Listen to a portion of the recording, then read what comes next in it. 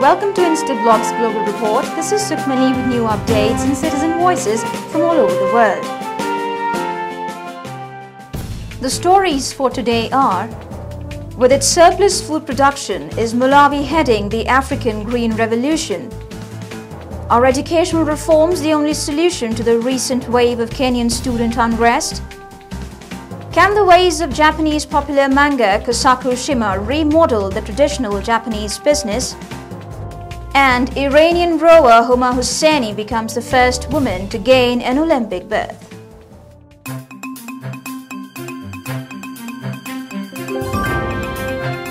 Malawi is being promoted as an advertisement for a renewed effort to bring African Green Revolution after record food gain production this year. CJ Tanti Soko reports on government's successful agricultural initiatives from Malawi.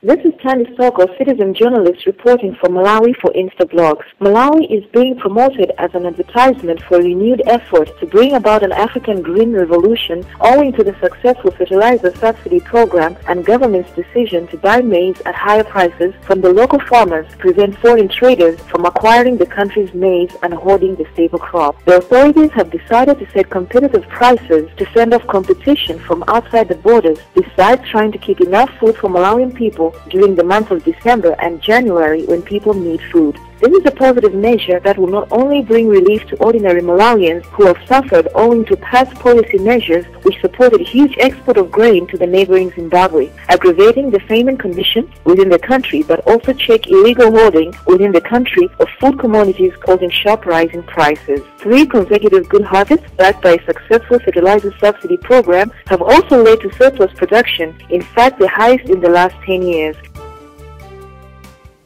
Inadequate and corrupt educational infrastructure has led to a fresh spate of student violence in Kenya. CJ Larry Joe from Kenya has more on reasons behind the violence. This is Larry Joe, citizen journalist for Instablogs reporting from Kenya. In Kenya, education is a preference of a few. Children here still beg to their parents to attend school. However, it's shocking to see the latest violence as students are trying to ban their schools. The chaos has led to the closing of about 250 high schools over the last month. Fear of performing poorly on a mid-year practice exam drove the recent unrest, whereas students blame poor facilities, overcrowding schools, abusive administrators, and the school failures to prepare them for national graduation exams.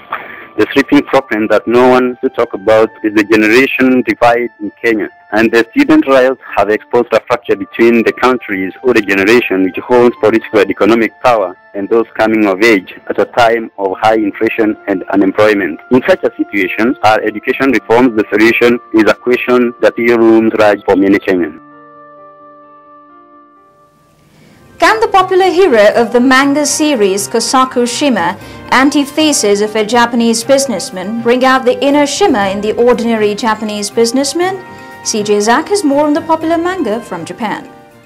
This is Zach Pena, citizen journalist for Instablogs. Kosaku Shima has become the new face for Suntory's The Premium Malt Beer. Contrary to typical Japanese advertising style, Mr. Shima is neither movie star nor television personality, but rather the fictitious protagonist from the manga Shima Kosaku. Often considered the businessman's Bible, the manga series by Kenshi Hirokane has followed the trials of the charmed Shima from the bubble era through recession and into the present day. Mr. Shima is the antithesis of a typical Japanese executive. Since his debut in 1983, the hero has made his way up the ladder in the fictitious Hatsushiba Electric Company, always managing somehow to come out on top of every situation, even if it meant breaking the rules of conventional Japanese business. Japanese businessmen want to be like him, but can't, given the tight bureaucratic hierarchy in which business houses work. His story is popular because it juxtaposes a dashing lifestyle with the unflattering reality of corporate Japan. Despite the corporate society's inclination to shun such individuals, the Shima Kosaku supplement series still aims to bring out the inner Shima in the ordinary businessman. 1970年に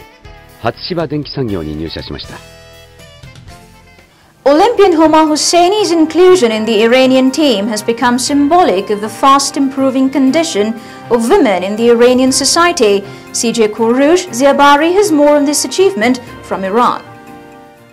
In the name of God, this is Course a citizen journalist for Instablogs from Iran. The Iranian female royal who gained the first Olympic best for Iranian women attracted billions of global audiences, international media and anti-Iranian lobbies while she carried the Islamic Republic of Iran flag during the opening ceremony of 2008 Beijing Olympics. Hosseini, who was among the few female flag bearers of opening ceremony, marched ahead of 54 other Iranian sportspersons and now is in the front page headlines of mainstream media.